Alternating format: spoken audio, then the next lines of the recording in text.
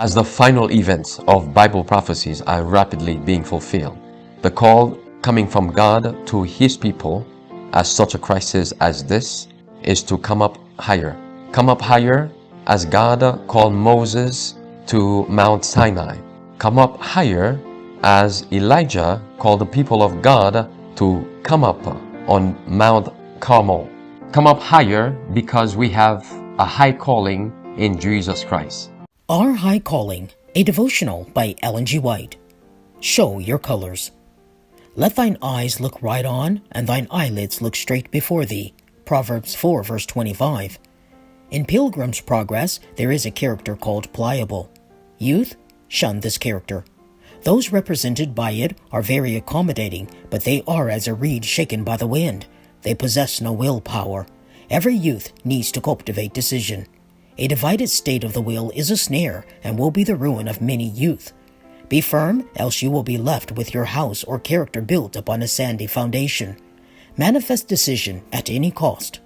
Those who would walk in the path cast up for the chosen of the Lord must not be swayed in the matters of conscience by men who have often been zealous for the wrong. They must show moral independence and must not be afraid to be singular. Many are changed by every current. They wait to hear what someone else thinks, and his opinion is accepted as altogether true. If they would lean wholly upon God, they would grow strong in His strength. But they do not say to the Lord, I cannot make any decision until I know thy will. Their natural inclination is to allow another to be conscience for them, and they speak after he has spoken, saying what he says and acting as he acts. When these persons are placed in circumstances where they must think and act for themselves, they dare not express any decided opinion.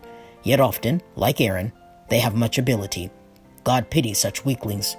We must free ourselves from the customs and bondage of society, that when the principles of our faith are at stake, we shall not hesitate to show our colors, even though we are called singular for so doing. Keep the conscience tender, that you may hear the faintest whisper of the voice that spoke, as never man spoke. Let all who would wear the yoke of Christ show an inflexible purpose to do right because it is right. Keep the eye fixed on Jesus, inquiring at every step, is this the way of the Lord? The Lord will not leave anyone who does this to become the sport of Satan's temptation.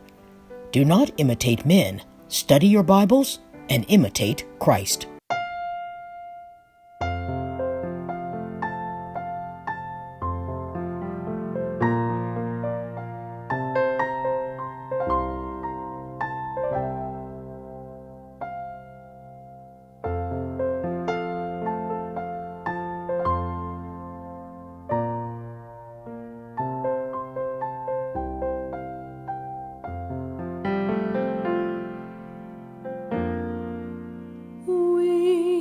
Speak of the realms of the blest, that country so bright and so fair, and oft are its glories confessed. But what must it be to be there? We speak of its pathway of gold, its walls decked with jewels so rare, its wonders and pleasures untold. But what must it be to be there? We speak of its freedom from sin, from sorrow, temptation, and care, from trials without and within. But what must it be to be there? We speak of its service of love, of the robes which the glorified wear, of the church of the firstborn above. But what must it be to be there?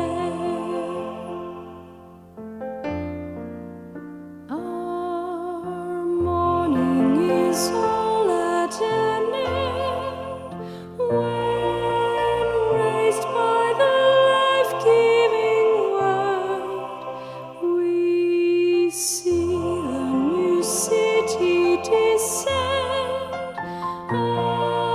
adorned as a bride for her Lord. The city so holy and clean, no sorrow can breathe in the air, no gloom of affliction or sin, no shadow of evil is there.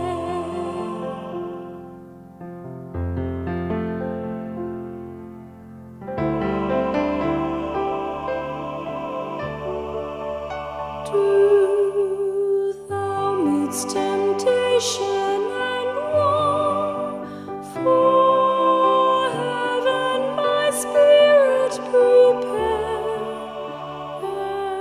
and shortly I also shall know and feel what it is to be there.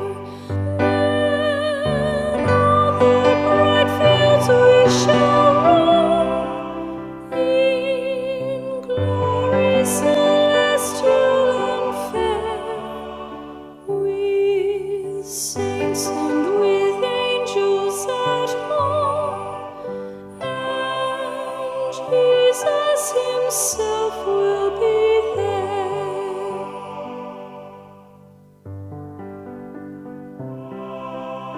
And